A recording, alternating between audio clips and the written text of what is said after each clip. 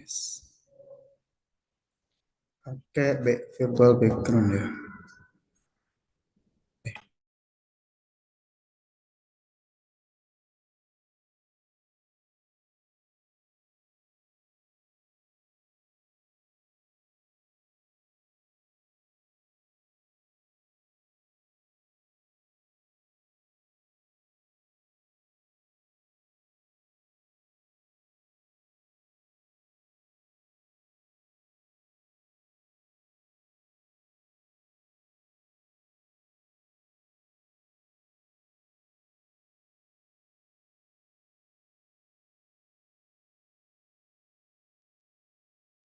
Halo Mbak Iva, tes tes tes tes. Gimana? Halo, tes tes. Kayaknya salah satu mati deh. Coba ngomong. Halo, tes tes. Coba cari lagi. Halo, halo, tes. Masih kecil?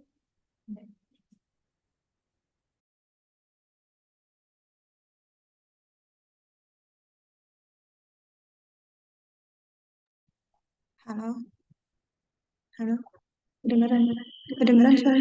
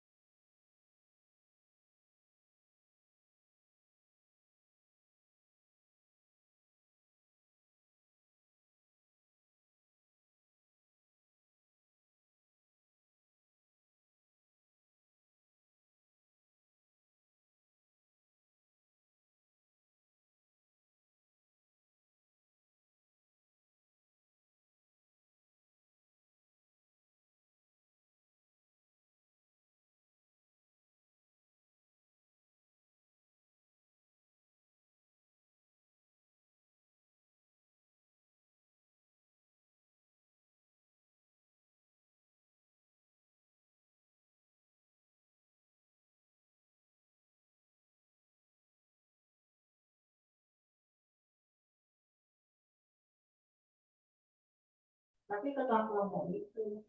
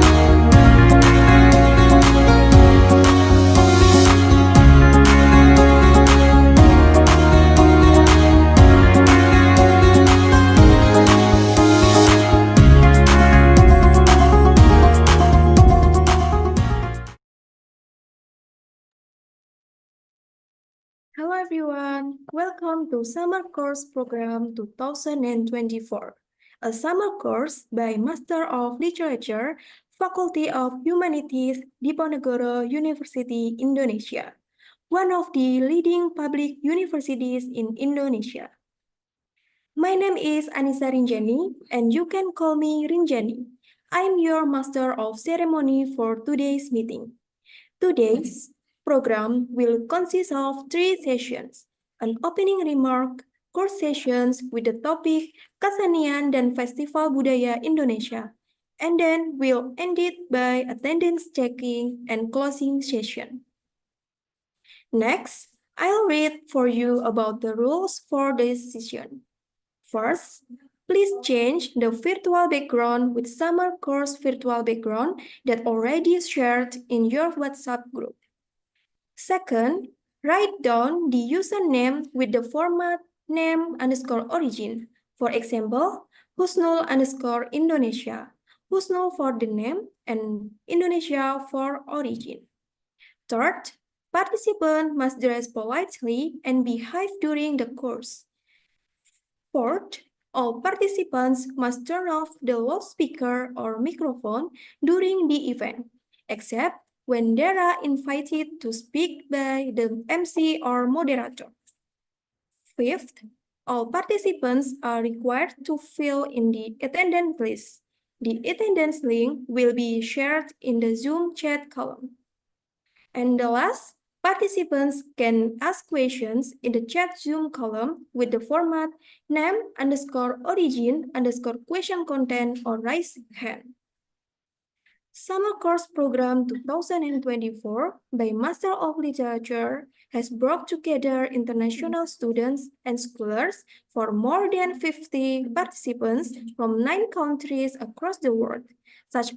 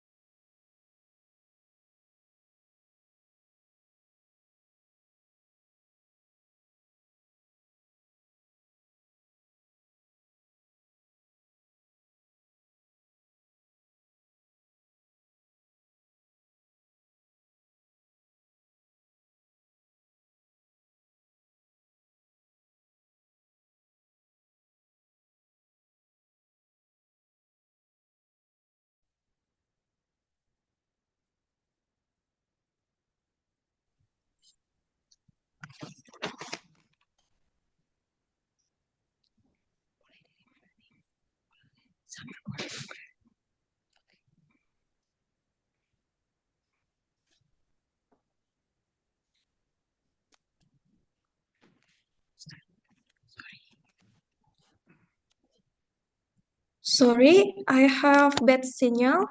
I will continue. Summer Course Program 2024 by Master of Literature has brought together international students and scholars from more than 50 participants from 9 countries across the world, such as Pakistan, South Korea, Yemen, India, Vietnam, and many more. We thank you for your interest in participating in this event. And this event will take 1 week, from yesterday until Saturday, every 3 p.m. in Jakarta time, Indonesia. I'm sure you will get a lot of fun and useful things in this summer course program. So don't miss your opportunity and make sure every moment and every second is precious. So this is the rundown for day 3. You all can see the schedule.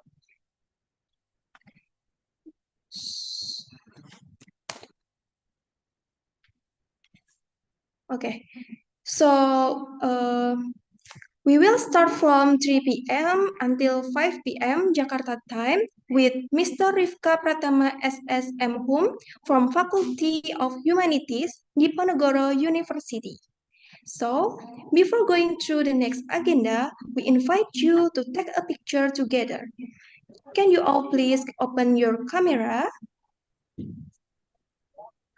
Okay, I will count down. 3, 2, 1. Next. 3, 2, 1. Okay. Thank you, everyone. We will shortly begin our course session, which will be brought to you by Miss Sohifadia Puspitasari SS, or you can call her by Mbak Iva as the moderator today. But before we hand over the session of her, let me read her short curriculum vitae. Her name is Sohifadia Puspitasari and usually calling by Mbak Iva. Mbak Iva is one of the students of Master of Literature, Faculty of Humanities, Diponegoro University. She was graduated from Universitas Negeri Semarang in 2022 for her bachelor degree majoring in English Literature program. Her achievements are as the village library who increased children's interest in reading during pandemic in 2021. And then conducting research entitled Film as the Media of Social Critics about Environment, Structuralism in Film Vol E in 2021. And one of her last extraordinary achievements is she has completed her literary work and has published it entitled Ratu Alengka in 2024. So, without any further ado, Mbak Iva, screen is yours.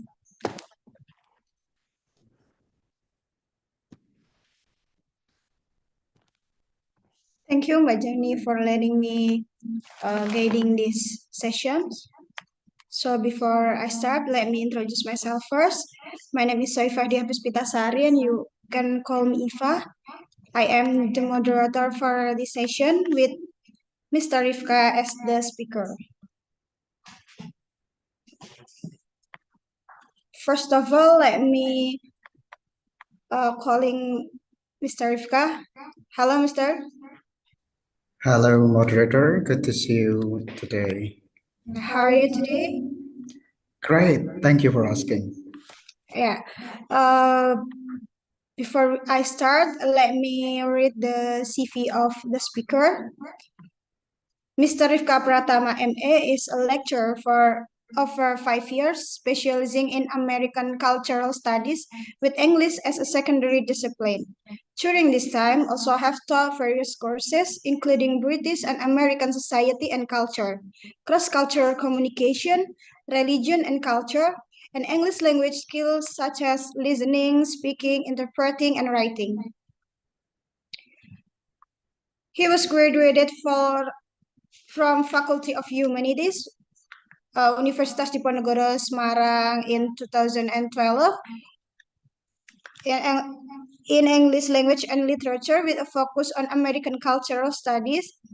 He's also graduated from Faculty of Cultural Science in Universitas Gadjah Mada Yogyakarta in 2015 with American Studies as the major, and also he graduated from Griffith University, Australia in 2017, delegated at English Language Teaching Workshop. Mr. Rifka, before we start, let me tell you that you have approximately around 60 minutes for the presentation, and then will be continued by Q&A session. Would it be enough? Sounds good. Yes. All right, before we start to hear presentation from Mr. Rifka, I would like to remind all participants that all of you can ask the question by writing it down on the chat box, or you can also raise your hand and I will let you to open your mic. And yeah, without any further ado, let's start the course with the topic is Kesenian dan Festival Budaya Indonesia. Are you ready, Mr. Rifka? Yes, I am. All right, then the screen is yours.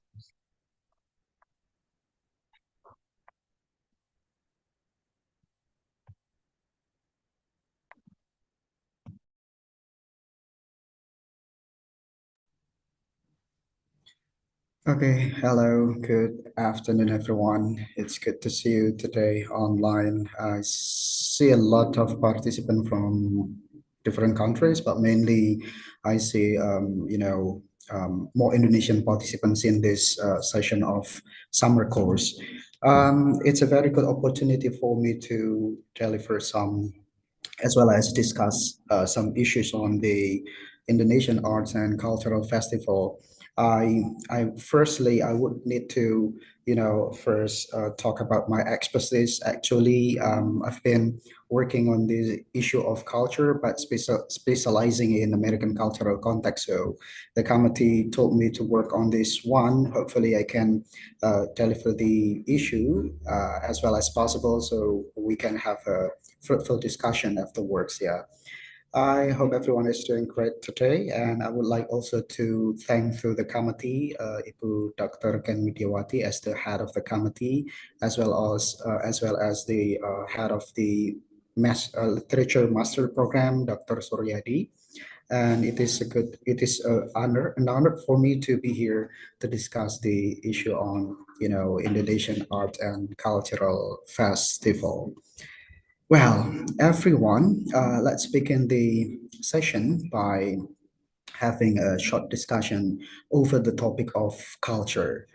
I believe everyone has been familiar with the term culture for many years, I guess, since we are studying, since we studied in elementary school. Perhaps that sounds familiar for us to hear this term like every day in different kind of occasion.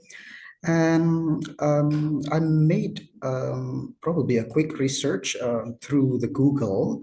I tried to type the word culture, and what I got from the browser is that the word culture, specifically Indonesian culture, suggests us this interesting picture.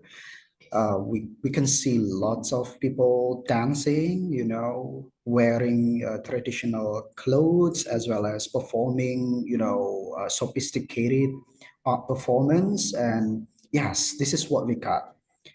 And this no this what is it called? This result is, I believe, is not automatically generated. It comes from what people think about culture itself, what they have in mind when it comes to culture. So most of people probably still think that culture is merely a form of art, and probably specifically like dancing and wearing the traditional clothes, something like that.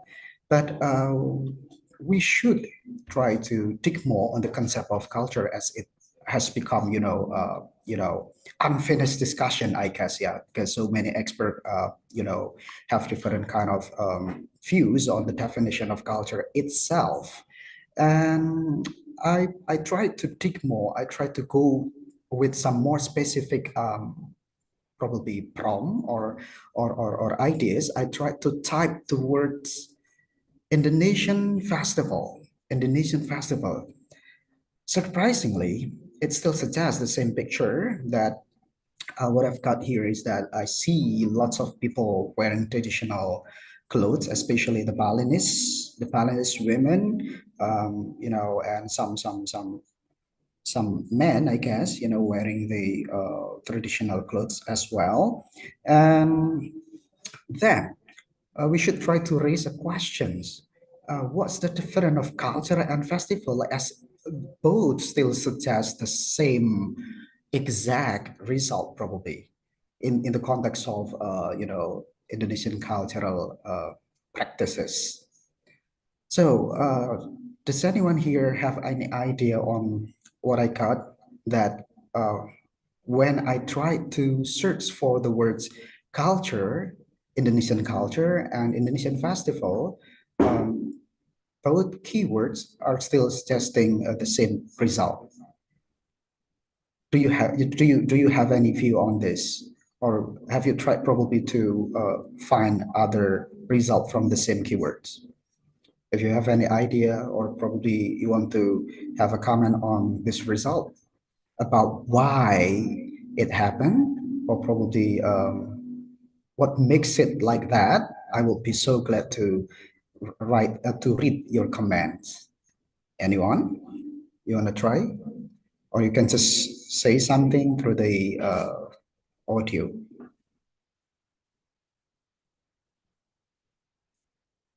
Okay, I cannot still find the. Okay, good. All right, I'm trying to zoom in the screen anyway. There is a request from the participant. Yes, this is what we've got. This is what we got when I try to search for the word Indonesian festival. And previously, we have the other result, Indonesian culture.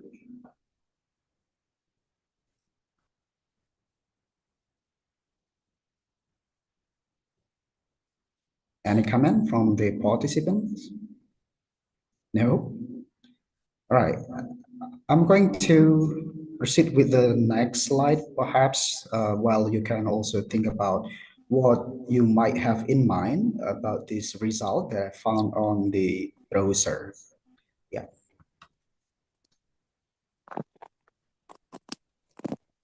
Well, my apologies. I find it difficult to move the slide, so I think I would need to zoom out the slide again. A minute, please. Sorry about the trouble.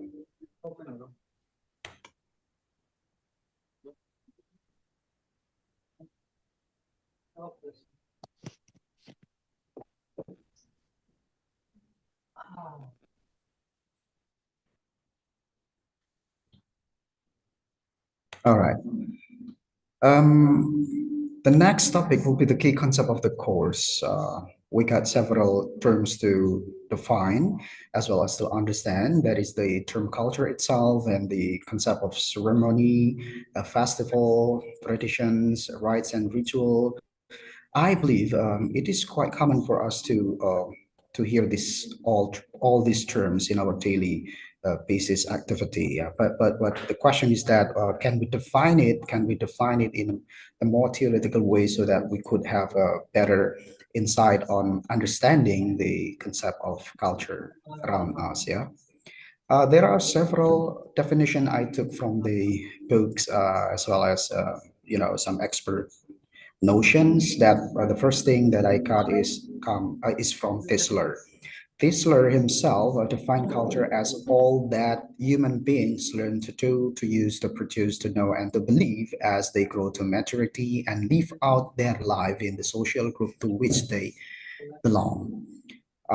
While Tyler, the more classic one, E.P. Tyler in this case, defined culture as the complex whole, which includes knowledge, belief, art, law, moral, custom, and any other capabilities acquired by man as a member of society. And the last that I took comes from Hofstede. He himself described culture as the collective programming of the mind, which distinguishes the member of one group or category of people from another. Um, until this slide, I guess, this term, all that human beings, and the complex whole can be confusing us in some ways, that it could probably distract our attentions on from the existing knowledge on culture, that culture is merely like this art manifested in several art performance like dancing, music, traditional clothes. We have to broaden the concept, we have to try to get out of the, you know, existing concept dominating the internet, that culture is only a performance art, or art performance, I mean. Yeah. It is quite clear that some of the definitions, include the more specific terms like that culture includes knowledge, belief, art itself, law, moral, custom, and any other capabilities, which sounds like more general, that is acquired by a man or man as a member of society. So art itself in this context is considered as a form of culture according to a classic definition of culture. And yes, I believe that culture is somehow, what is it called? Quite hard to define, because we got a lot of expert, debating this concept.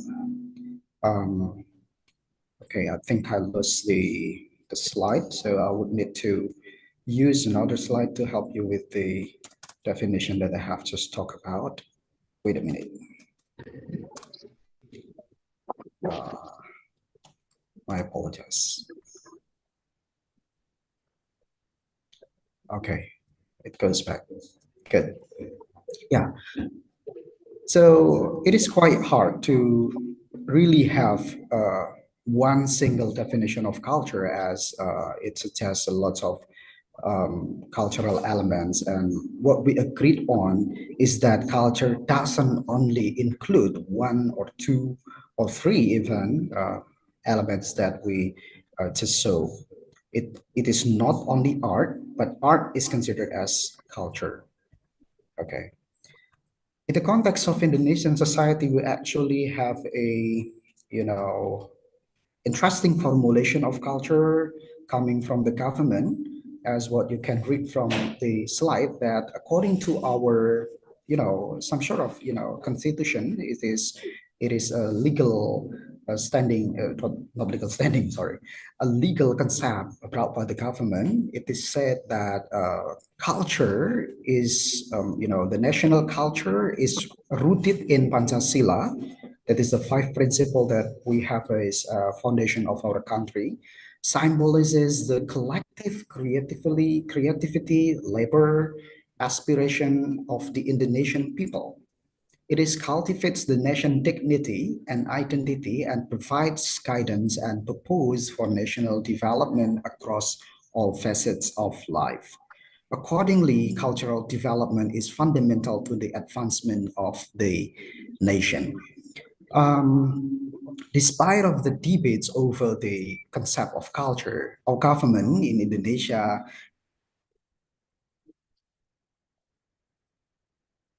the what is it called, national legal concept, it is said that the definition of culture should confirm with the foundation of our country, that is Pancasila. So anyone who is not familiar with Pancasila, we would like to show you that this is our Pancasila, the picture you can see there. It's called Garuda, some sort of, motto below the picture, Bhinneka Tunggal Ika, which means unity in diversity.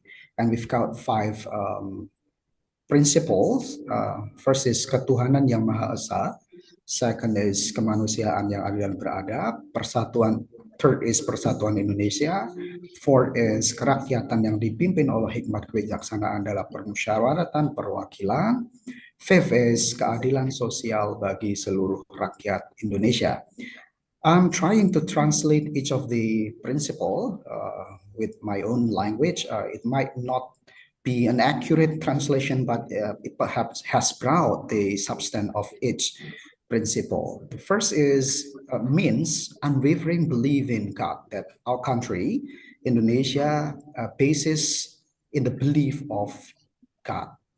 And second, upholding a just and civilized humanity. And third is uniting Indonesia as one entity. We have recently, you know, some sort of conflicts that becomes a concern of the government. And this third principle of Indonesian of the state, yeah, encourage us as a diverse community to unite. Within the diversity, there should exist unity. That is really encouraged by the government. It even becomes, a mandatory part of our curriculum to learn about Pancasila. And number four, which will become the fourth principle, is implementing democracy guided by inner wisdom and anonymity from representative deliberations. That's why we have a direct, political elections or presidential elections, as well as a assembly, in the context of three branches of government: the executive and legislative and judicial. And number five, the fifth principle is that the five principles suggests us to ensure the social justice for all the people of Indonesia. And getting back to the definition of culture according to our government, according to top MPR, it is some sort of legislative assembly or something, that the cultural expression in Indonesia, should reflect the value of Pancasila or five principles. This might not be implemented strictly, as we have different kind of cultural expressions, but in the context of national scope, this value still exists, that the country itself, when it comes to cultural performance, should confirm with to the value of Pancasila. That's why there are sometimes some issues about freedom in Indonesia. It is usually comes from some sort of conflicting values that is considered by some people, that is not reflecting the idea of Pancasila itself. But anyway, we can solve it. All right. Well, to make it easier, we should try to go up to the easier classification of culture. Um, Tomalin and Hearn, as I quoted from them, suggest there are two type of culture that can help us to classify it in a more specific way. They're actually quoting from some other expert. Yeah, it's called visible and invisible culture. The first term, the visible culture, clearly, an observable one. Any form of culture that is easy to see, to touch, probably if it's a thing, yeah.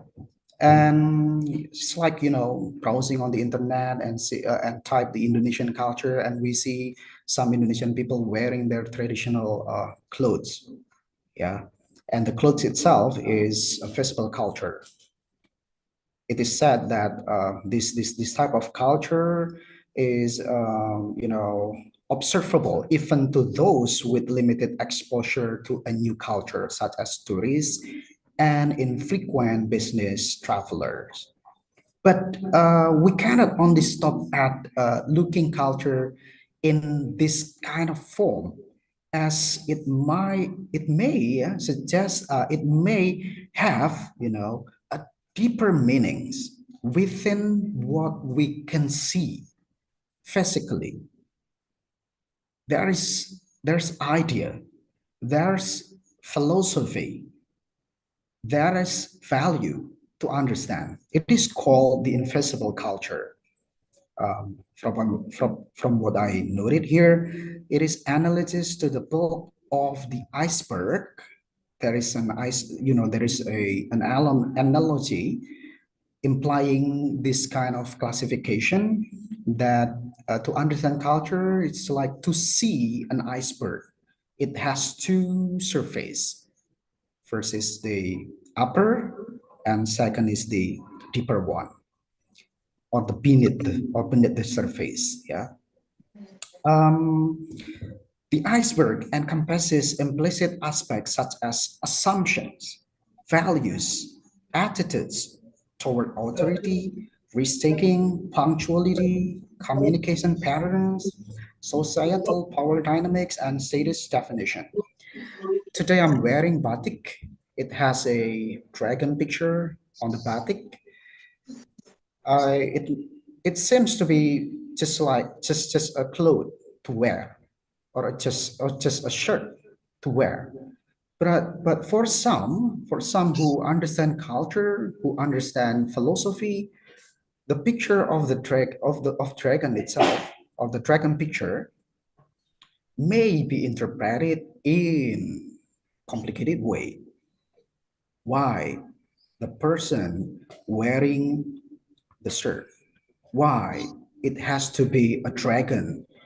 And why the color should be, for example, blue or white? It may suggest to more complicated, interpretation. That's why it's called invisible culture. It cannot be seen instantly from the first time or at the first sight, we call it. It may have various interpretation. And to make it easier to understand, the pictures can be seen over here. It is from Edward T. Hall's. It's called Cultural Iceberg. When we think about food festival, it can be easily seen, physically seen. We get into the venue and we see lots of people eating the food, the traditional food, and joining some, parties in the festivals, listening to the music, dancing. It is physical culture, the colors or anything.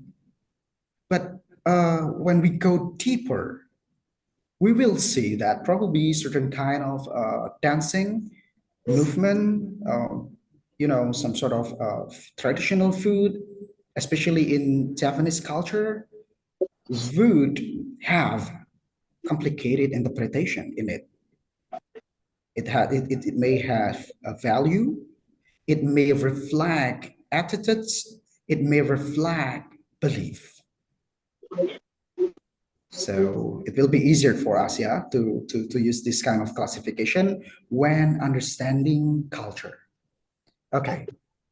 Any questions, anyone? Or you could perhaps, give some comments on the concept of culture or your experience perhaps about when it comes to defining culture, or you may give also some examples of what culture practices that you are familiar with. You can type any words on the chat column if you want to.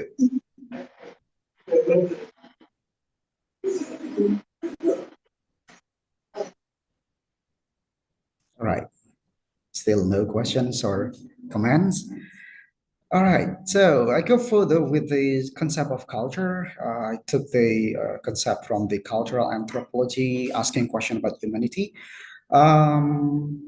It is said, yeah, since style time, anthropologists have developed various cultural theories. These theories identify 7 critical elements essential to any theory of culture. That culture first is learned. Culture uses symbols, and third, culture are dynamic, always adapting and changing. This is what I'm going to talk about later when it comes to the changing of, culture, high culture into, popular culture. Am I audible? Anyone? Can you confirm, the moderator? Am I audible? Yes, Mr. Thank you. Thank you. Okay. And next will be culture is integrated with daily experience. Culture shapes everybody's life. Culture is shared. And the last one is understanding culture involves overcoming ethnocentrism. We can have one single view when it comes to diverse cultural practices. It is quite difficult, or so difficult for us to have a you know an idea of cultural harmony if we cannot overcome the ethnocentrism anyway. Okay. This one, culture uses symbol. It might be easily understood using this iceberg analogy. It's like when I talk about the use of certain color to impress certain feelings. In Indonesia, for example, there comes common knowledge that our flag, red and white, yeah, it suggests special kind of meaning. That red, it suggests bravery, while white suggests sacredness. It is symbolic. It comes from our culture, the invisible one, that we give meanings toward things. It is symbol. That's why it is not easily understood when we go to deep culture or the beneath the surface. Yeah. Okay. All right. These are all the basic concept of culture, which sounds like complicated, I guess. And I tried to proceed with the other concepts in culture we call as popular culture. Coming from Stuart Hall, he proposes three distinct ways in which we can understand the concept of the popular. And according to him, the concept of popular include first, popular as being well liked by the masses, and second, popular as simply what people do, and third, popular as being in contrast to the dominant or elite culture. Okay, most of us have had already understanding on popular culture simply by going to a cinema and watching some popular movies from the Marvel studios, perhaps, or something else. Yeah, we realize that uh, our coming to the cinema to watch certain popular movie, it is clearly reflecting our participation in the so-called popular culture. We take part in making the culture popular, as many people comes to the cinema to join the masses, to celebrate what they think is interesting, what they think worth celebrating. And this is an explanation for the popular culture as being well liked by the masses. So one of the criterions of the popular culture is well liked by the masses. But we cannot just stop at using this category, this first category. We can also go with the second category, that is popular as simply what people do. When it comes to the word elite, or the probably a certain category of people which is exclusive in a way they are practicing their lifestyle, which probably I could not afford. Yeah, so they're making their circle, they're being exclusive, while I myself am joining the more popular way that most of us are doing in our daily basis activity. So popular as simply what people do. Yeah, popular as what people do. Most people do. It is not exclusive. And the third, it's quite hard to understand this. Actually, I myself do not really have a comprehensive understanding on this, but I'm trying. Popular as being in contrast to the dominant or the elite culture. In this case, what is meant by the dominant is those who control any aspect, many aspect of in our life, whether it is the media, whether it is the probably the economic lifestyle, they might be the what is it called, the exclusive circle, or the so-called elite in this case. So the masses, us or me, included in the popular, because I'm doing what most of people do, what most of the people do. Okay.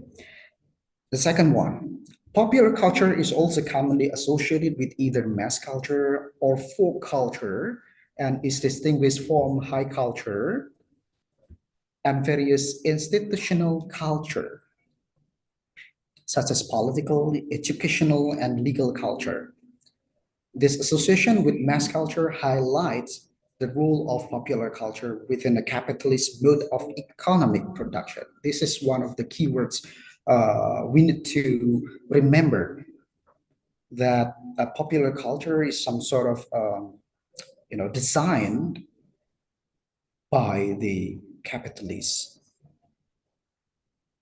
It is not that it is bad or good.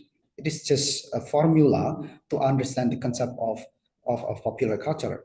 There's always capitalization within the, what is it? Within the practice of popular culture. Yeah. Okay. All right, everyone. I think I will need your help, everyone. So the moderator could also encourage the participant to give us some samples, some example of popular culture. You may come up with Indonesian context. What you think is popular culture within the Indonesian context or the other context. I would really be glad to read your comments. So, the moderator, would you please help me to encourage the participant to come up with their ideas on the examples of popular culture? Okay, sir. So for the all the participants, please write down your argument to the text box, or just raise your hand about what do you know about the popular culture. Just feel free to write down your answer, please.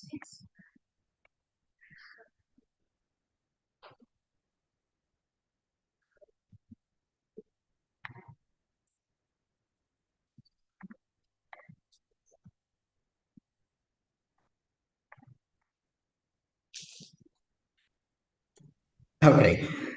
Um, Let me try to help you with some samples I have in mind. We may think that certain, Indonesian building is considered as sacred or is highly respected by the society. We may have something in our mind when it comes to this kind of buildings, whether it is a religious buildings or national building, something like that. In this case, the respect, the values, the ideas are all sacred, are all some sort of what is it called? Not so popular. Yeah, it's like understanding the idea of establishing national monument, Monas. It reflects Indonesians' independence. It reflects national pride, something like that.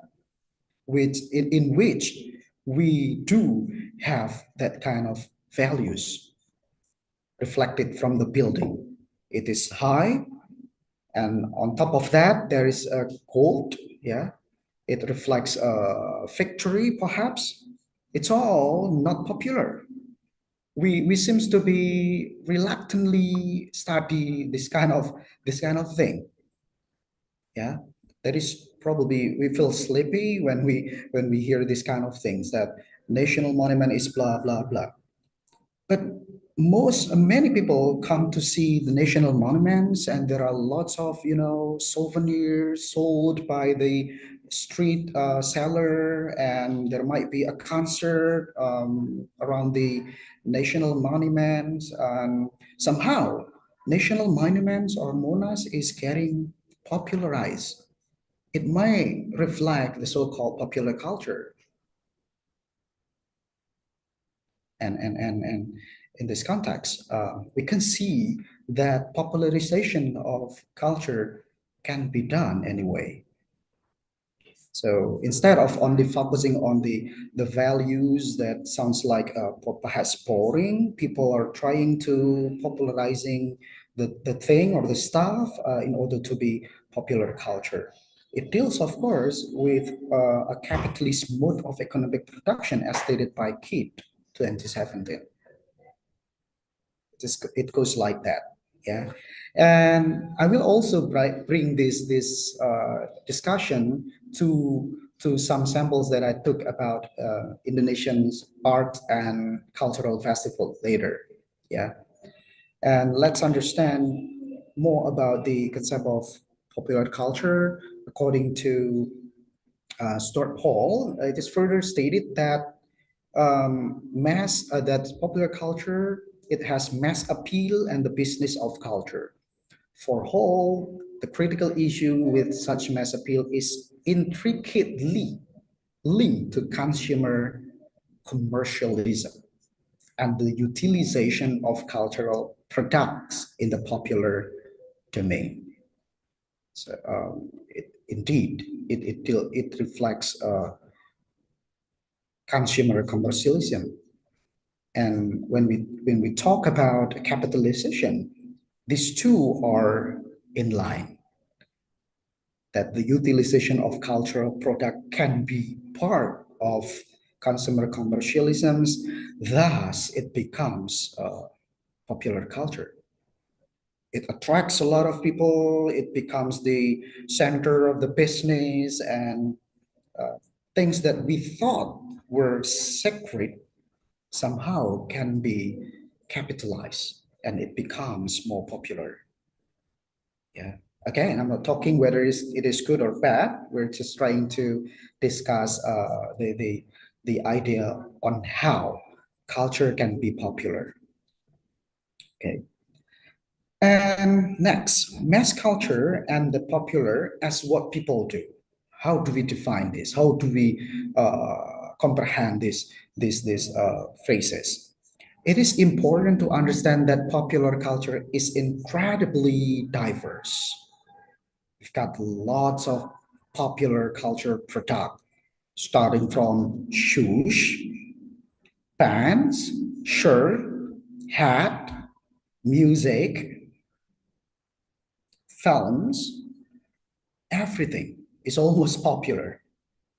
It extends beyond international bestseller anyway. We're not talking only about whether the product is a bestseller once or not, but it also should encompass anything that is part of the popular domain and any activities engaged in by people. In essence, whether a cultural phenomenon is embraced by a few or many, it is considered part of popular culture. So, in essence, whether a cultural phenomenon is embraced by a few or many, it is considered part of popular culture. The key word is here. Whether a cultural phenomenon is embraced by a few or many, it is considered part of popular culture. So, this is popular culture as what people do. If we have more than one formula according to Hall, then it's good. It is what is it called? It makes it stronger. It makes it more popular than, yeah, this context. Okay, I haven't still got any participant making some, samples of the popular culture. If you have any questions or perhaps comments on the popular culture samples, I will be so glad to discuss with you, everyone.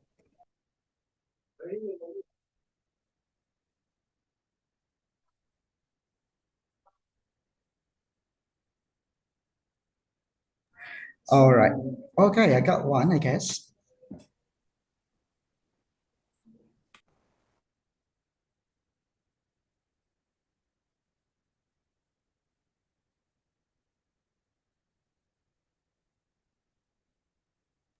Well, my bad. Thank you, moderator, for telling me that I was still muted. Yeah. All right, I got one comment from Ibu Nur Hasanatun Nikmah. Thank you for the samples. It says example of popular culture is batik. Yeah, this is great. This is great. Example of popular culture is batik. Yeah, we used to have a concept. We used to have, yeah. We have such concept that wearing batik can be reflecting certain values, like that batik is reflecting politeness, that batik is reflecting a degree of formality, so it's acceptable to wear batik in formal occasion, or it is encouraged to wear batik in formal occasion. It is Indonesian values, perhaps I would say that. But nowadays we see that batik is not only worn in such kind of occasion, whether it is formal or very formal, but we can simply see people wearing batik, for example, for their t-shirt. They make t-shirt from batik pattern. They probably using batik for their wallpaper in their cell phone, something like your laptop. You got special kind of batik pattern in your with your gadgets. So it sounds like it's getting popularized. It's so popular culture. In a way, it is sold for the masses, and it is probably widely accepted by the masses. Yeah, it could be part of the uh, phenomena, the popularization of batik. And we do know that there are certain industry taking part in the selling of batik, making uncountable batik selling, and it gets them it gives them many financial benefits, like lots of financial benefits in this case, and they're creating batik in a more creative way. It is not only for shirt. Yeah, it may be for the, what is it called, scarf, something like that, or the other things. Okay. Good. I've got another comment from Anissa Rinjani. She said, Korean clothes and foods. Yeah, the Korean trends, the Korean waves trend. It is, yeah. I do agree with you. So it's like, popularizing, and, lots of people do that. There are even communities doing this kind of in the context of batik popularization, or perhaps other stuff popularization, that the media take part intensively, I guess, in making a form of cultures getting popularized. And we do know that in certain occasions, perhaps some expert will agree on this, that media is some sort of capitalist representation within our democracy. So it has, what is it called? It has a power. It has a power to monopolizing, perhaps to monopolize the capitalist mode of economic production. Okay. Thank you, everyone. Thank you for the two participants. Really appreciate that. And I'm going to go further with the other key concept before getting into the festival. We're talking later about the ceremony. In this context, ceremony is defined as, traditional ceremony can be interpreted as a ritual of giving offering to the ruler, the Almighty God, and as a form of thanksgiving and request for salvation. And this traditional ceremony is carried out by all members of the community.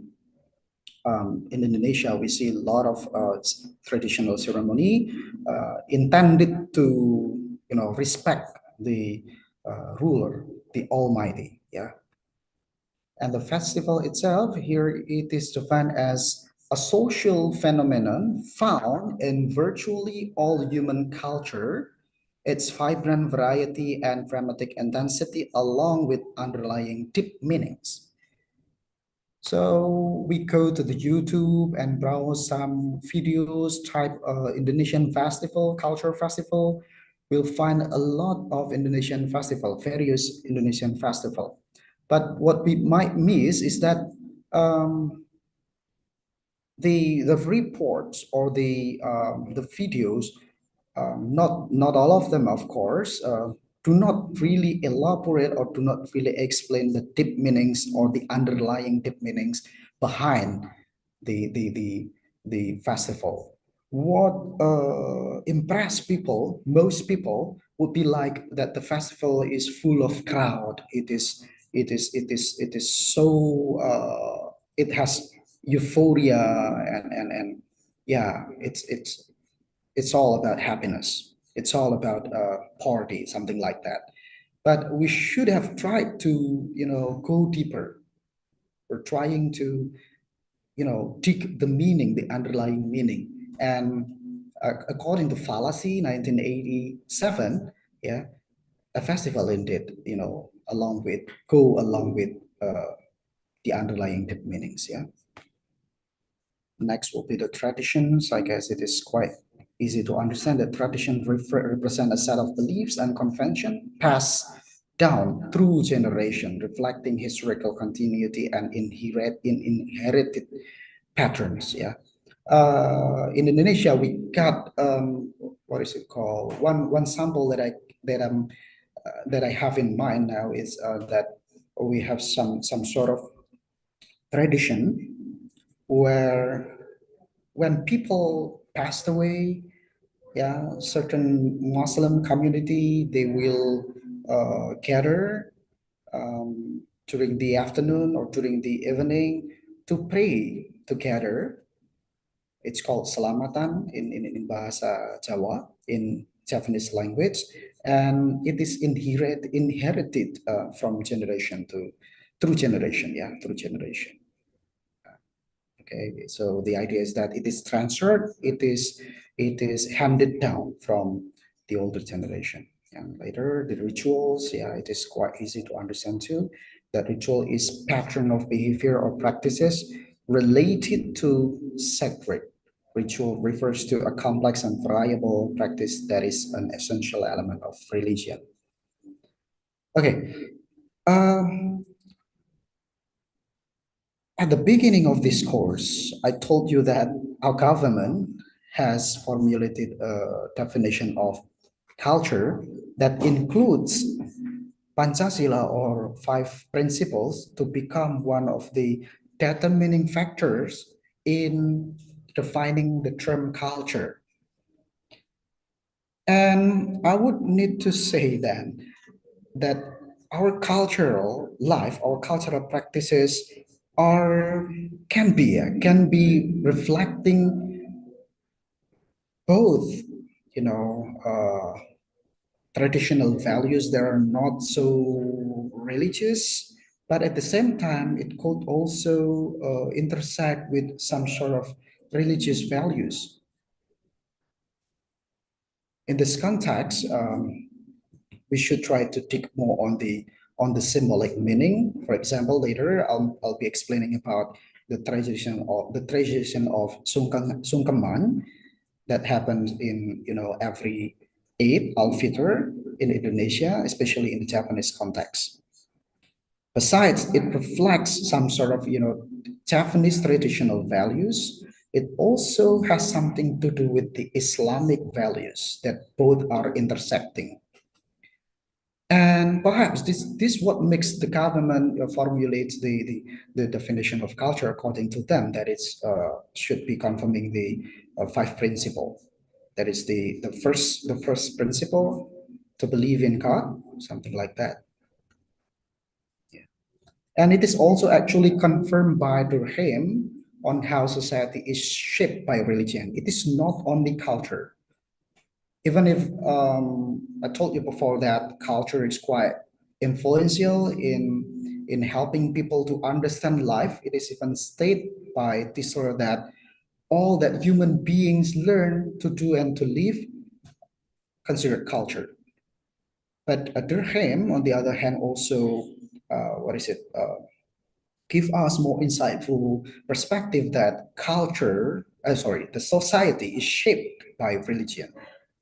Durkheim decided that people call seed into social groups through religions, particularly via large-scale ritual ceremonies. According to him, religion served two vital functions. It acted as a societal adhesive, fostering social solidarity, and it provided a framework for our understanding and experiencing society. One of the keywords I made bold is a societal adhesive. It is common in Indonesia to see people gather on special occasion, especially on special religious occasions like Eid al-Fitr, Eid al-Adha, and other religious, events. Even the Chris, yeah, for the Christians, they also gather with their family, and it becomes a societal adhesive.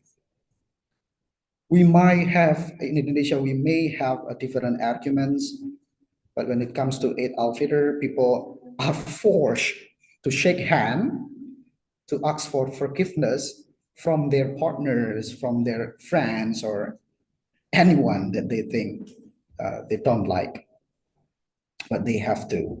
Anyway, it is still optional. Yeah, it is not mandatory to shake everyone's hand during the Eid al-Fitr.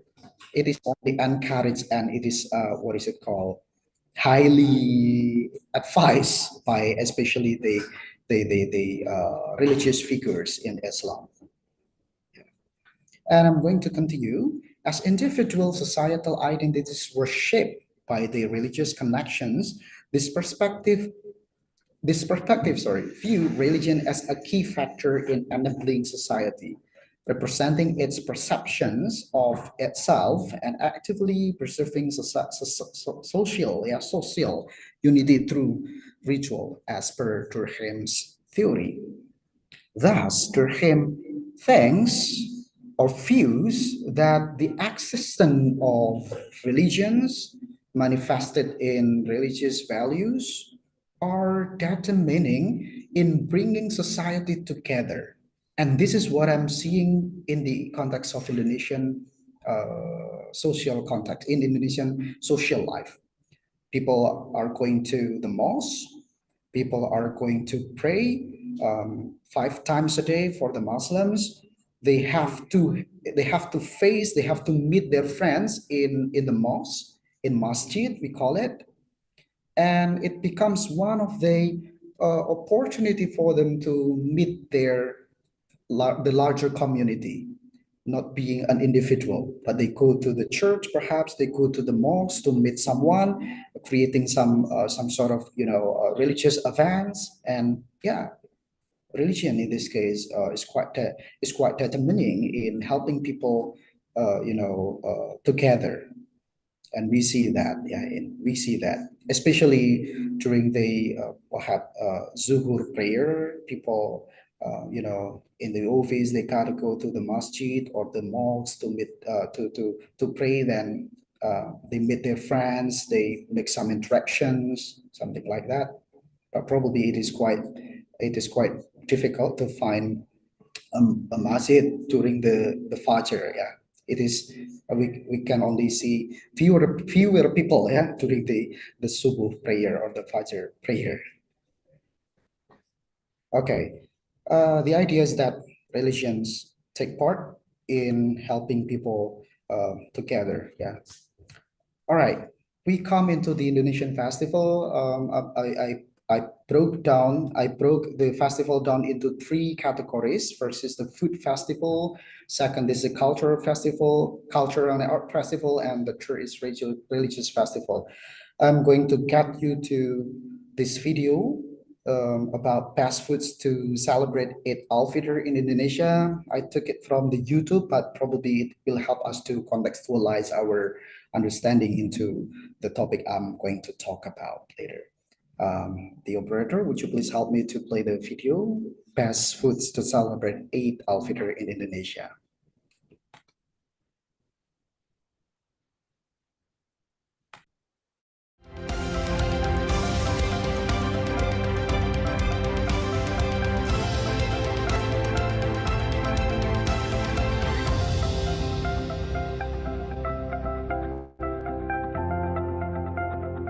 Six best foods to celebrate Eid al-Fitr in Indonesia.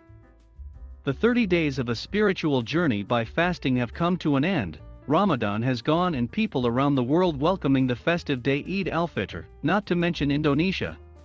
As a country with the largest Muslim population, Eid is the most awaited moment throughout the year. It is accustomed for Indonesian to embrace the spirit of this Muslim holiday with elaborate food preparation. Quoting the Ministry of Tourism data, here are 6 most favorite foods you can enjoy on the most table of Indonesian. Ketupat. Eid al-Fitr will means nothing without this legendary Indonesian food. When you see many people on the streets selling light green yellowish young coconut leaves, surely the sign of Eid is coming. Ketupat is a rice cake wrapped inside the diamond shapes of a woven palm leaf pouch. Opor. This mouth-watering meal is just the perfect couple for the savory ketupat. Chickens are cooked to a juicy state within coconut milk seasoned with mixed ingredients of spices such as lemongrass, galangal, coriander, and many more. It is cooked in low heat for about 40 minutes until you are drawn by its aromatic scent. Sambal goreng ati. Another carbohydrate source for the plate is this spicy mix of fried potatoes cuts in dices, beef liver, and a whole lot of freshly grind chili paste. In another variation, you can opt out of the beef liver and replace them with marble-sized meatballs. Sayur labu siam. The most common vegetable menu during Eid al-Fitr in tables is the labu siam or chayote soup mixed with spicy coconut milk. The succulent spicy gravy will melt perfectly in your mouth along with the savory flavor of opor and ketupat. Nasta cake. Signature holiday cookies is also a trend on a special occasion like Eid al-Fitr. Nasta keeps the surprise taste of sweet pineapple paste enclosed in soft bites of golden-colored dough made of flour, sugar, and eggs. With various shapes of rounded, ovals and onto a giant bite size, Nasta tops one of the best-selling items during special holidays. Kastangel. Kastangel is fusion of Dutch-Indonesian treats, that also writes as kastangels, meaning cheese fingers, especially favored by the savory fans. These stick-shaped cookies are definitely perfect for a light snack over some favorite beverage.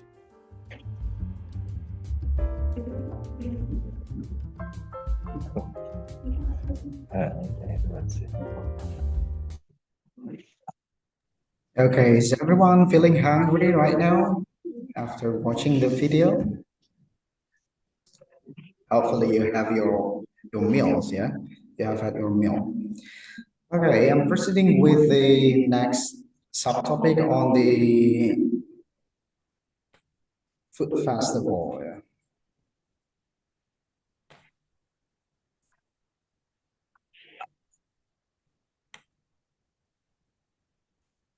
Has anyone tried one of the foods, one of the what is it called, food menus as mentioned? especially the Indonesians. Yeah.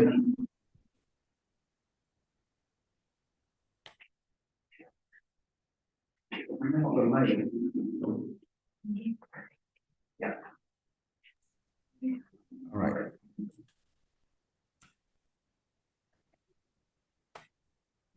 So it's all, you know, about Indonesian food that especially served during the Eid al-Fitr in Indonesia. Um, I think some of the food sounds familiar to most of us as we are Indonesians, but some might not for the other participants who are not from Indonesia. Yeah, and I believe, yeah, not all of the food are of your likeness, but you should try someday, yeah? Especially the opor ayam. I would really suggest you to taste it. Yeah, opor and the ketupat.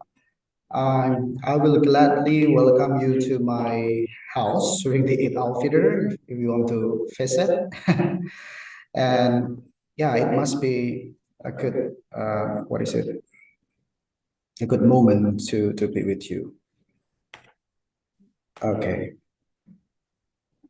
One of the popular food festival in Indonesia is the festival Jajanan Bango. It is quite popular as Bango is one of the you know products that is probably best selling one in Indonesia. It's a ketchup, yeah, a Bango, and yeah, it has already become what is it called? It has also big impact, yeah, within Indonesian's culinary, I guess, food festival in this case, yeah. It is stated that the festival Jajanan Bango, commonly known as FJB, we call it FJB, is renowned and time-honored snack extravaganza first introduced by Bango in 2005. So this festival, elaborate culinary catering, is meticulously orchestrated as part of Bango's extensive endeavor to uphold and celebrate the archipelago's diverse culinary. When you come to this festival, you will find lots of diverse culinary menu from different provinces in Indonesia. Yeah. You will probably find soto, and soto is one of the Indonesian popular food, and it actually, even if it's popular, its province has its characteristic for its soto. Yeah, so you will find it different when you eat soto. It's some sort of soup. My apologies, I don't have the picture, unfortunately, but it's some sort of food. Yeah, when you taste it, it's just like spicy, I guess, not that spicy, but it's full of spices. Yeah, and when you try soto in Semarang, it will be different from soto in probably Purwokerto, one of the region in Central Java, or in Banyumas, or in Kudus. Yeah, it will be a different one. That's why we are so diverse when it comes to culinary. Yeah, and this festival, Jajanan Bangu, as it is endorsed by the big company and industry, well, I believe there is some sort of popularizations of the culture. The food itself or the culinary menu. Let's take an example. Satay, it's like barbecue, something like that, is a traditional product. We really celebrate satay. We eat satay like in special occasion, especially the Eid al-Adha, and it is getting popularized within the festival Jajanan Bangu. Yeah, and yeah, that's why it reflects the popular Bangu, sorry, festival Jajanan Bangu as one of the food festival in Indonesia. I would say that it is not always negative or bad to work together with the corporations, with the big industry, as it also encourages the existence of the culinary menus in traditional menus of Indonesian. Yeah, we thank to this festival anyway. It reached a wide variety of community. It also accessible in different parts of the city. Sometimes it is held in Semarang, sometimes it is held in Jakarta, or yeah, and every year, I guess. In addition to the capital city, I mean, the Bango Jajanan Festival has also been successfully organized in several major cities in Indonesia, yeah, including Medan, Makassar, Bandung, and etc. This is one of the samples of the festival Jajanan Bango samples, yeah, venue, and you can also check on this. How crowded was that? Lots of people visiting, and there is a special decorations, there is a traditional decoration, the white and black flag over here. We can find it in Bali normally, but it can also become the elements of the festival decoration. And yeah, as I said before, that the interactions of the traditional culture and the popularization or the popular culture would result in certain degree of what is it called, advantages, I guess, that both are influencing. On one hand, the popularization of the popular culture, whether it is the big company or the media, are, what is it called, supporting the local traditional food stall in a way they could exhibit their food products. On the other hand, the traditional food seller, they're helping the big company to be to be seen by the public, to be seen, to be clearly seen by the public in this case. And there is some sort of mutual benefit in this case, mutual, whether it is financials or anything else. Yeah, and this is indeed a popularization of the festival. Okay. Indonesian traditional cuisine festival are frequently backed by food product associated with major industries. And this support is valuable for restaurant owners seeking to showcase their cuisine at the festival and in an appealing, vibrant manner. So there's some sort of, decoration or something like special events that makes the food exhibition or food bazaar seems to be more interesting to see, to visit, and yeah, the industry helped them out to make this happen. In this case, again, they're giving mutual benefit each other. Yeah. Revenue generating opportunities may be realized through the sale of admission ticket. Yeah.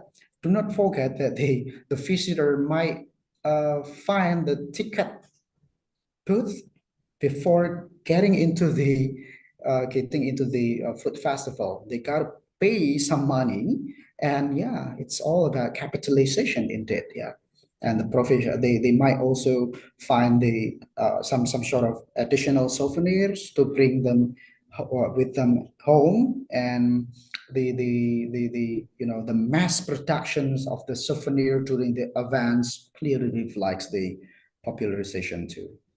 Okay. Right. Next would be the Arts and Culture Festival, but let me check if I have any questions or not. Yeah. Okay. As an archipelago, I guess. Yeah. This is always our motto, that Indonesia is an archipelago. Indonesian society exhibits remarkable diversity across a variety of dimensions, including tradition and culture. This rich diversity can serve as a significant asset for Indonesia in the context of national brandings, I guess. Yeah, so one of the concept of the within the cross-cultural understanding as well as cross-cultural communication is nation branding. And it helps our country to to be visible within the global relation. It really helped us. For example, rendang. Many participants, I guess, have had already heard about rendang, yeah, which is from Padang, and Padang is Indonesia. It helped us to make to increase our visibility within the global relation, within the more international, the international context, yeah. And clearly arts, food, and culture festival would do that in the context of the national branding, yeah. Indonesian society diverse array of tradition and art has emerged as a highly esteemed community exhibited at well-attended festival. This fusion with popular culture occasionally facilitates a re-evaluation of the record for high culture, rendering it accessible and esteemed by a broader audience. It is not necessarily deconstructing the culture itself, actually. It is not. But somehow, some kind of situation, some kind of phenomenon could happen. That's why sometimes there are some protests. There are some protests opposing the idea of certain, cultural practices that are shown in a too vulgar way, I guess. Yeah, into a too vulgar way. It is too explicit, I mean. Yeah. And sometimes the those who care about the culture in a conservative way would make a press release or press conference on about their opposing ideas that a culture cannot be exploited in such exploitative way. Yeah. And sometimes it happens if you go to the internet and try to track some of conflict about cultural practices in the Indonesian media. You'll find many news reports exposing this issue. Yeah. Okay, I'll go with the Indonesian Cultural Festival. Let's begin with this one, that culture serves as a reflection of the Indonesian nation as a unitary state and acts as a symbol of or characteristic of its region. Let's go with that. I tried to search for the Indonesian Cultural Festival samples, and I've got so many Indonesian cultural festival really well organized by the local government, its local government. So in Kalimantan, we have the festival Erau Kartanegara, and in Sumba, we got Tradisi Pasola. In Bali, Denpasar, or any neighboring regions, we got a festival Ogoh Ogoh. In East Java, for example, number 10, we have a festival Rep Ponorogo. To make it simpler, I'll take one of the festival as the sample, but of course you can go try to look for the information about the other cultural festival. Let's begin with this Dieng Cultural Festival. I live in Wonosobo, and Dieng is part of Wonosobo Regency, so it is relatively easy for me to relate with this festival, the Dieng Cultural Festival. I would need the operator to help with the video playing. It's entitled Dieng Cultural Festival 2017. Let's see the recap of the event.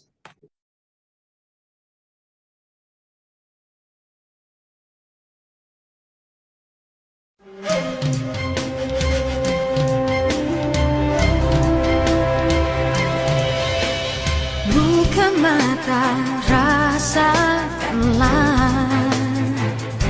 kehangatan, senyuman, cinta dan persahabatan.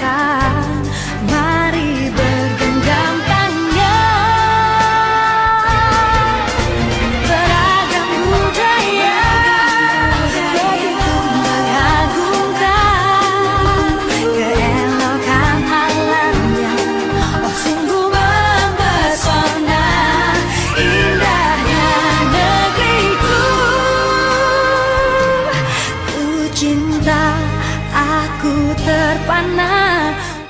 pesona Indonesia.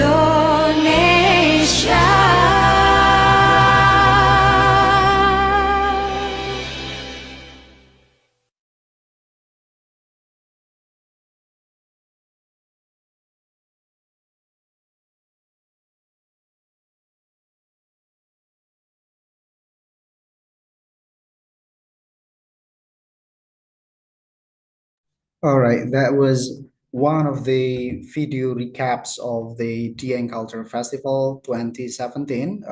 It's actually has been held since, if I'm not mistaken, it will be around 2010, and yeah, till today, the festival has attracted so many participants from all over provinces. Even we can see some people from the international context here, this case.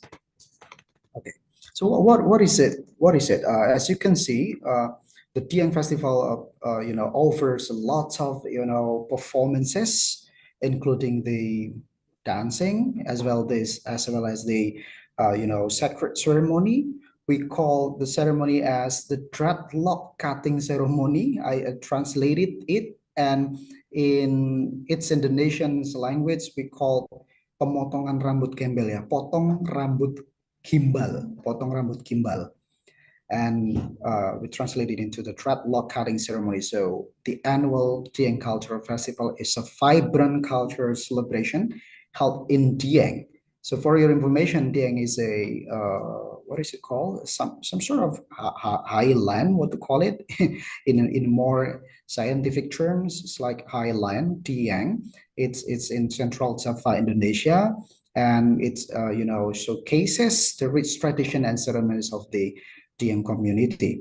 Dieng used to be, Hindu majority, dominated by the Hindu communities back then during the Mataram Hindu era, and this nowadays it has already dominated by the Muslim community. Anyway, the tradition some of the tradition still exists. We can still see so many Hindu temples in Dieng, as well as you can still see some Hindu religious ceremony in Dieng, and many communities from several Indonesian provinces visit Dieng for several religious purposes. Yeah.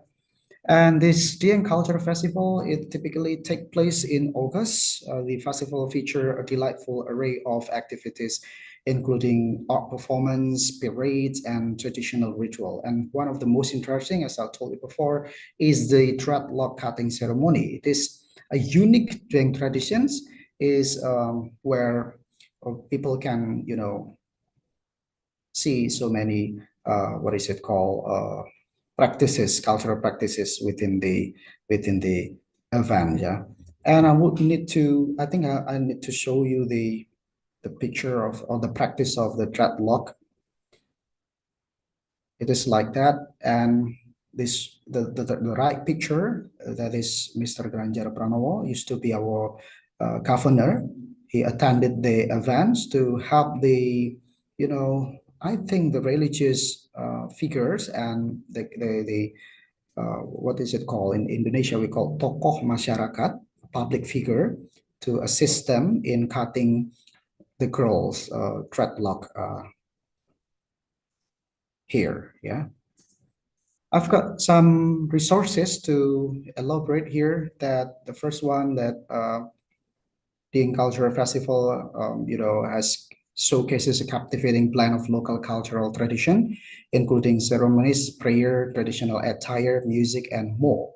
The festival exposure on social media and internet use has integrated it with popular culture. It is echoed by the media. We've got so many websites suggesting people to attend the festival. That's why I would say that it's become popularized to the media, which also characterized by the so-called capitalization in this case, and it results in increased visibility and the promotion of the intricate cultural aspect in a more a easily understandable manner for a wider audience. Not many people know the dreadlock ceremony and the dreadlock cutting ceremony. But nowadays, if we meet people probably who have visited Dieng before, this will become a talk that they know the concept, they know probably the ritual, the step, because it is what is it called? It is popularized. Many people come to see them in a more interesting way. There's a music festival, even jazz festival within the Dieng Culture Festival. And historically speaking, this tradition, according to the folklore, yeah, happened like this. The dreadlocks are believed to be the manifestation of Kiai Kolodete. Okay, Kolodete is one of the famous figures within the Wonosobo people's legendary something or folklore, of course, growing naturally or not being self-made. The tradition of cutting dreadlocks originated in the Dieng Plateau area located on the border between Banjarnegara and the border area between Banjarnegara Regency and Wonosobo Regency. Individuals who possess naturally grown dreadlocks are expected to refrain from cutting them. You know, it's not easily to do. It's not easy to do that you cut a dreadlock um, in your head here, and you can just cut them within according to the Dieng tradition. You have to have a special kind of ceremony in order to respect the Kiai Kolodite. And what is it? This ritual, this is usually happen during the August, but some people do this in other occasion. It doesn't have to be. It doesn't have to happen in August anyway. Yeah, and this practice has been upheld through generation as part of long-standing tradition.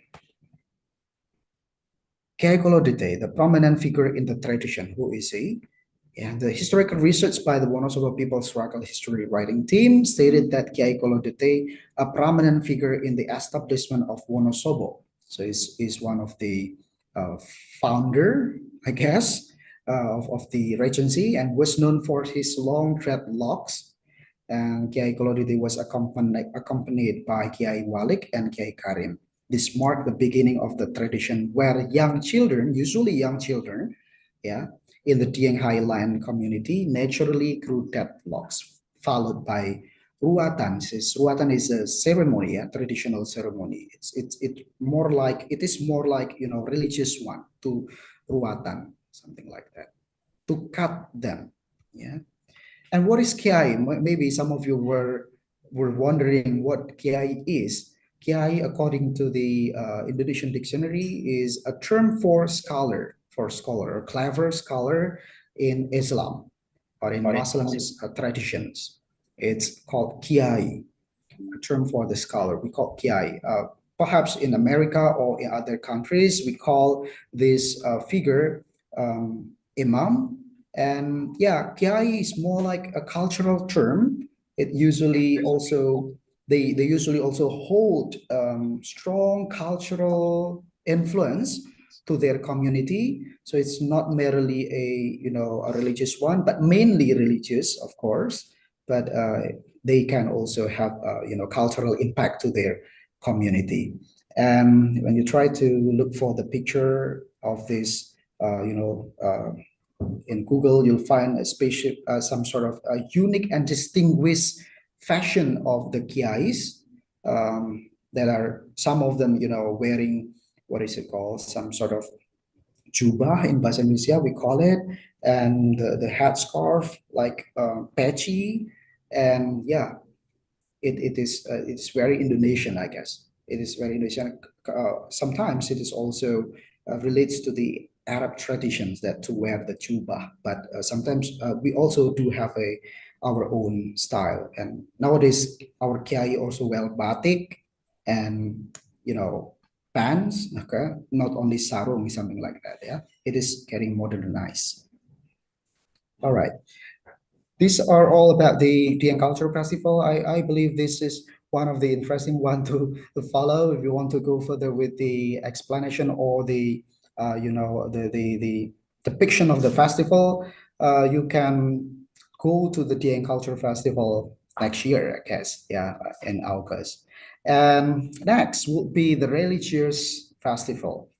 This will become one of our topics today that besides the cultural festival, Indonesia has also been a country with, rich religious festival, especially in the context of Muslim community, yeah, the Muslim community.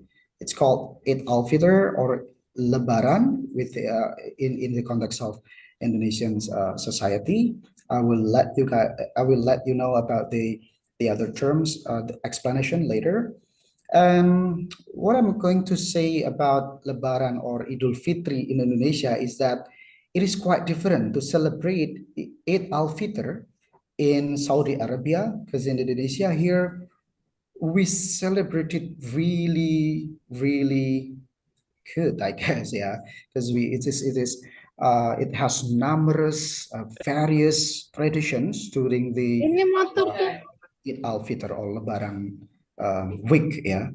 And on the sacred day, the country, Indonesia, has numerous unique tradition, including mudik, to go to the hammam after a long day of, working, and halal bihalal, there is a special kind of occasion to shake hand one another and to admit your sins to the community or your partner, ask for forgiveness. And we do have the ketupat that we have just talked about, and opor. This one is the most prominent, the most popular one during the Eid al-Fitr or Lebaran in Indonesia, yeah. Before the Eid al-Fitr day one, there usually be something like takbiran. People gather in the mosque. They chant the prayer. They chant the prayer like by saying, "God is great," through the speakers. And yeah, it makes the celebration of Eid in Indonesia typically livelier. Okay.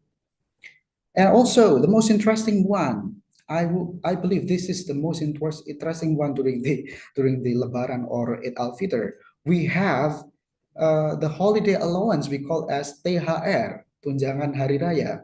That is when you got the money from someone who probably is older than you. For example, my parents give me the holiday allowance, or me myself give them the holiday allowance or the THR. We usually do this. We normally do this during the Lebaran week. We meet our relatives, we meet people, and if we have money, we give it to them. Yeah. And according to one of the expert, yeah, I took that it is said that Lebaran is rooted from it's to have its roots in Hindu traditions. Yeah, it is called that Lebaran actually comes from a Hindu word meaning finish. It marks symbolizing the end of fasting periods. After a month fasting, the Muslim should end the fasting period, and to mark the end we call lebar, finish, lebar, selesai, lebaran, yeah, something like that. I'm explaining you one by one the tradition, probably in a short and a brief way. First is called mudik, yeah. I told you before that mudik becomes one of the traditions, and it becomes part of the festival, religious festival in Indonesia. That is called mudik, to plan to return to your place of origin or hometown. We call it kampung halaman in Indonesia. Pulang ke kampung halaman. After years of working in town, in the center of the country, you're coming home to see your parents, to your relatives. It's called mudik. And the celebration somehow has a degree of sacredness, as it happens usually a week before the Eid al-Fitr. It means it is not only a physical return, but you are trying to, you're trying to understand it in a spiritual way, that after thinking about, works, you have to think about coming back to your place of origin. And some cultures scholars view homecoming as a symbol of an individual returning to the place of their origin. It carries a religious significance, depicting a transition from the complexities of urban life to the purity associated with one's hometown. I'm going to see you. I'm going to show you the millions of Indonesians head home for first time since the pandemic. It is a mass situation, and yeah, it is interesting to see, I guess. And the operator, I would need your help again to play the third video. Millions of Indonesians head home for first time since pandemic.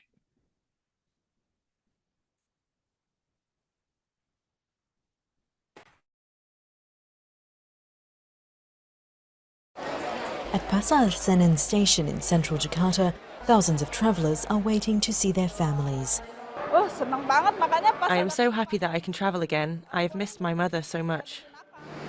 The annual homecoming travel before Eid is a tradition in Indonesia, the world's most populous Muslim-majority country. Millions leave the major cities to spend the holidays with their families.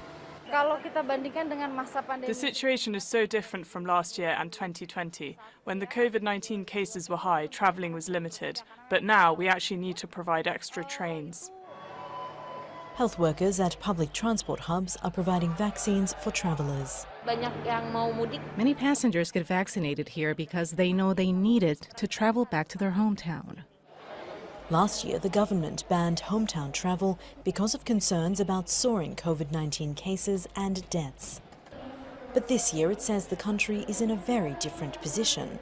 Now, if we talk compared to 270 million people in Indonesia, there is already like 70% already received the first vaccination, and it's like 61% already have the second shot. Millions will spend hours in traffic as they try to leave Jakarta, one of the world's most densely populated cities. But many say it's worth the trouble. Satin Eni's family has a 12-hour minibus ride ahead of them. I want to show my youngest daughter to my mother. She has never met my baby because of the pandemic. I'm so happy they can finally meet. More than 14 million people are expected to leave Greater Jakarta in the holiday period. It's the first time since the pandemic began that Indonesians have been permitted to travel back to their hometowns for Eid celebrations. Local authorities aren't just allowing the travel, but facilitating it as well by providing free transport options. There's a festive atmosphere as the travellers start their long-awaited holidays and begin to reunite with their loved ones. Jessica Washington, Al Jazeera, Jakarta.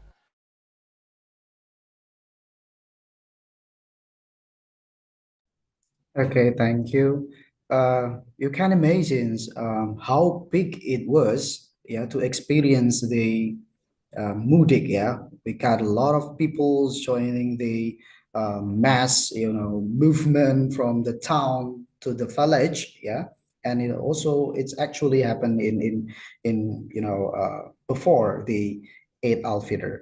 Okay, I'm going to read some of your comments, everyone. So I've got some feedback from students. So I would need to from participants, and I would need to read them, I guess. From Sazib, before he said that dangdut music is popular culture in Indonesian context. Yes, indeed, it is now popular. Even it used to be only for the oldies, for the older people, but nowadays it is getting more popularized. It is getting popularized. So the youngsters and yeah, even the childrens, yeah, the kids, they know like the dangdut music. It is highly celebrated within the Indonesian media. It has so many dangdut contests or something like that. Yeah, so it is getting popular. And I've got also other comments from Ika Kusumawati. Thank you. That culture festival in Indonesia are many and interesting. Yeah.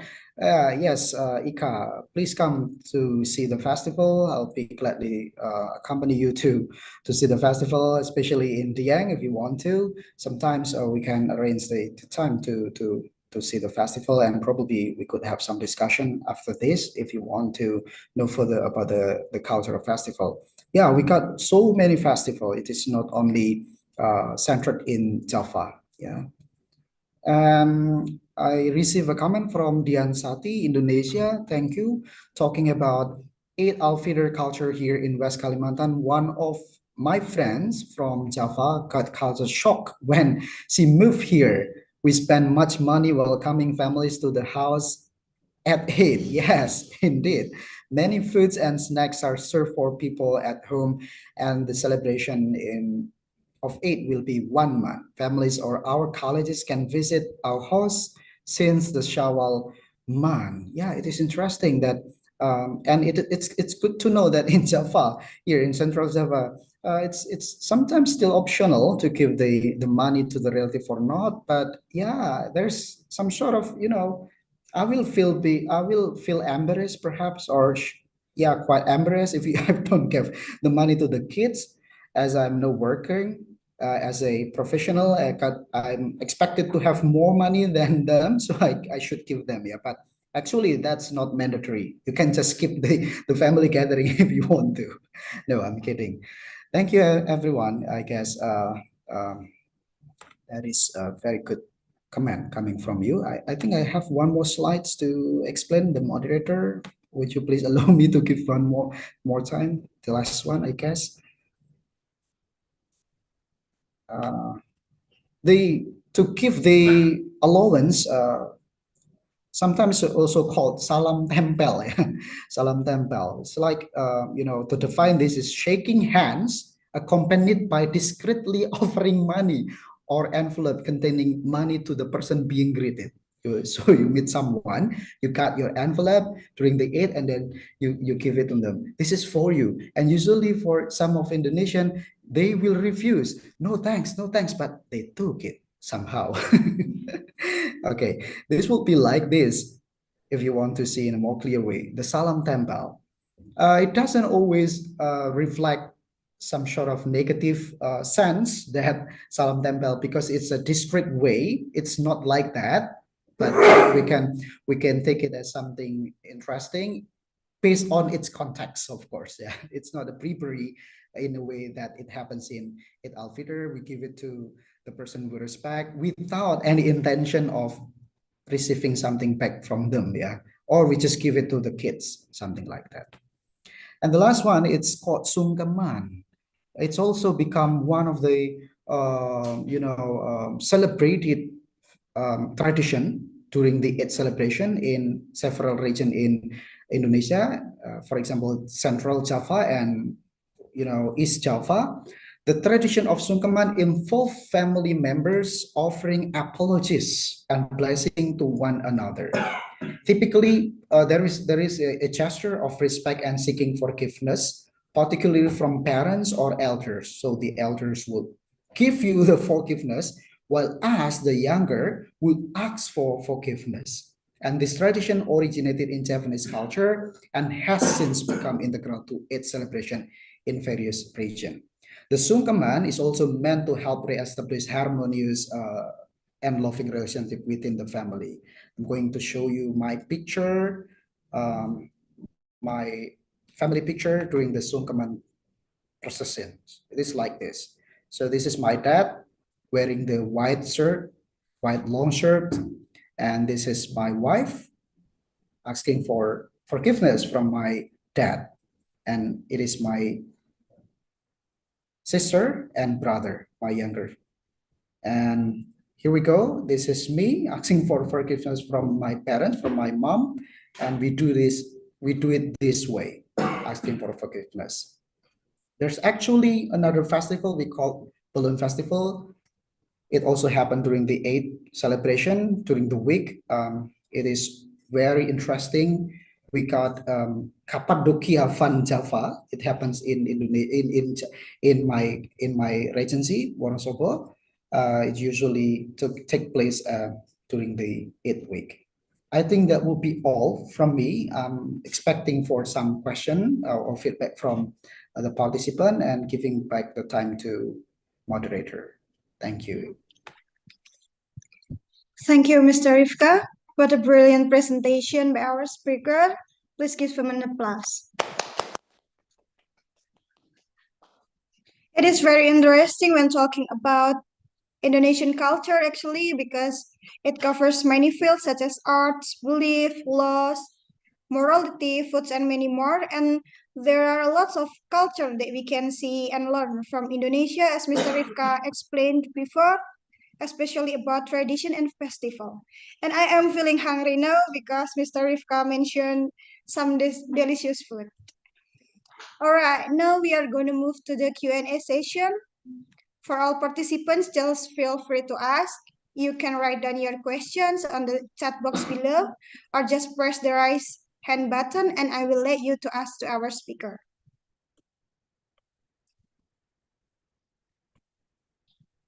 Since writing the question, let me read some comment from the participants. It is from Shazib. I got cultural shock when I came to Indonesia. The first questions I used to listen, apakah kamu punya pacar?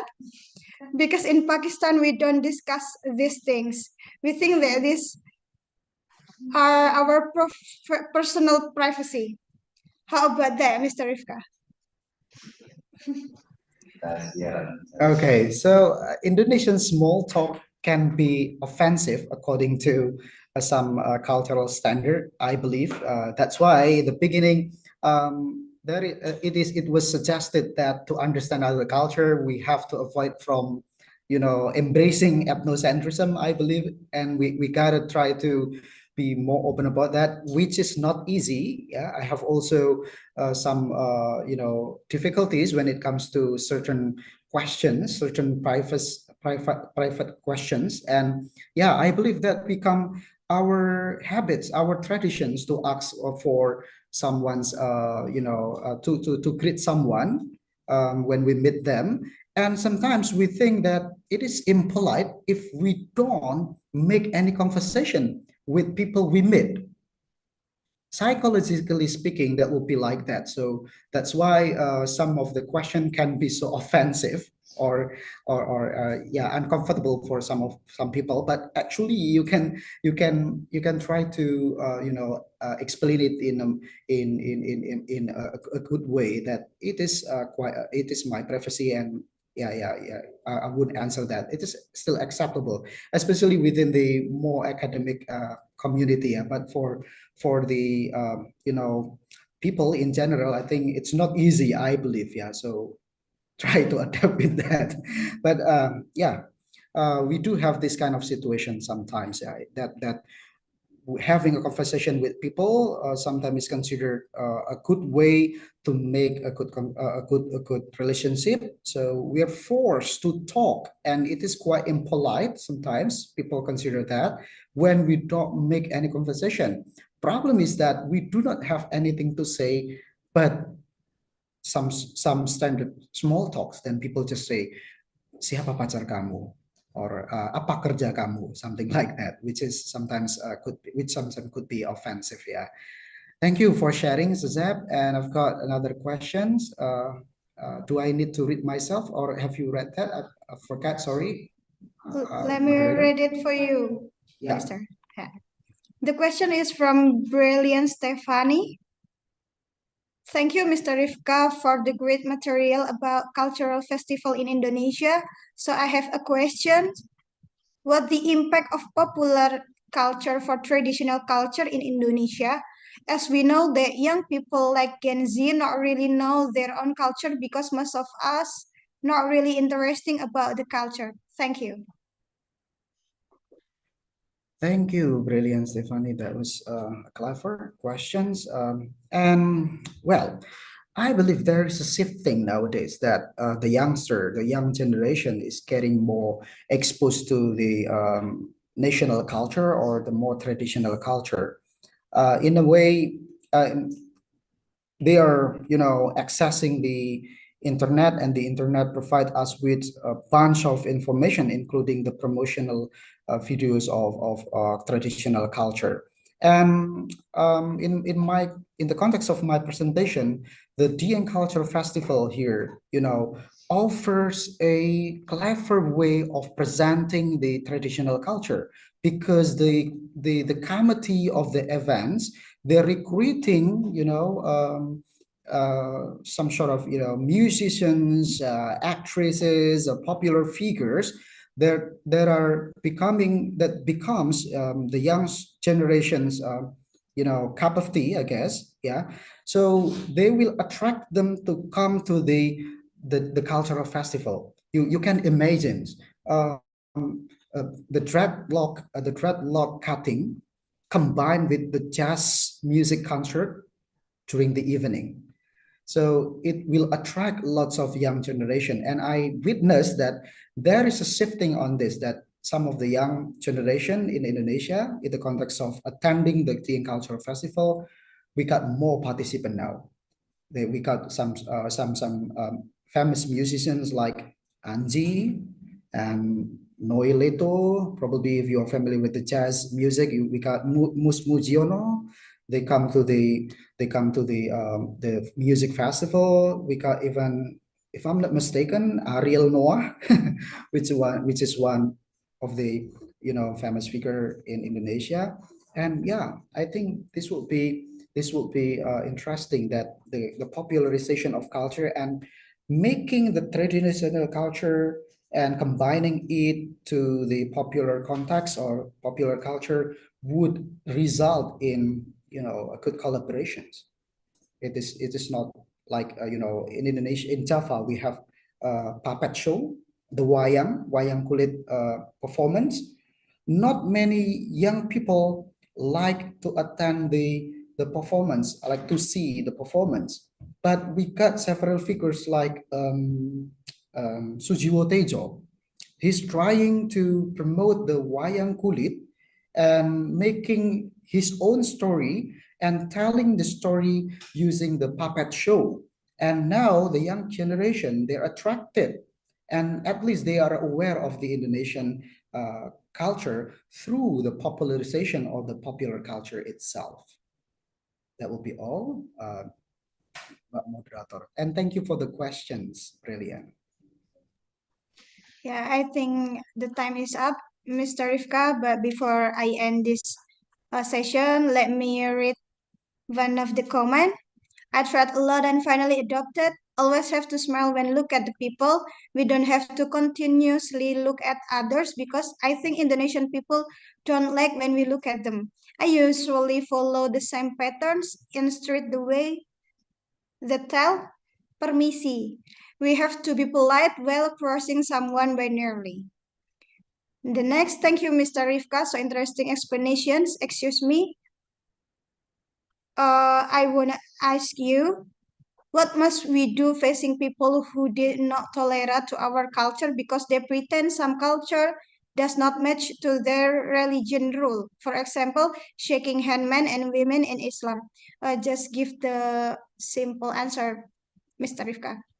Yes, to Sazeb, I feel you. I'm sorry, I feel you. But yeah, I read the research. I'm sorry that I could not provide the exact resource of the research, but it is said that Indonesian is the most friendly people in the world. It's world most friendly people. Yeah. I don't know where it comes from, but it is possible, yeah, that we have to greet everyone we pass when we are, walking, and yeah, saying permisi, hello, hi, something like that. It is quite tiring for some of us, but yeah, that's our tradition anyway. You can choose still. You can wear the mask probably. No, I'm kidding. And yeah, it is our culture that greeting people, showing some respects will be the practice of culture. that deeply root also in the values of peak friendliness itself. Yeah. And the next question coming from Nur Hasanatun Nikmah. What must we do facing people who did not tolerate to our culture because they pretend some cultures does not match to their religious rule? For example, shaking hand men and women in Islam. Yeah, I fully understand this that most of us probably have certain kind of values that we cannot get out of because we strictly follow that.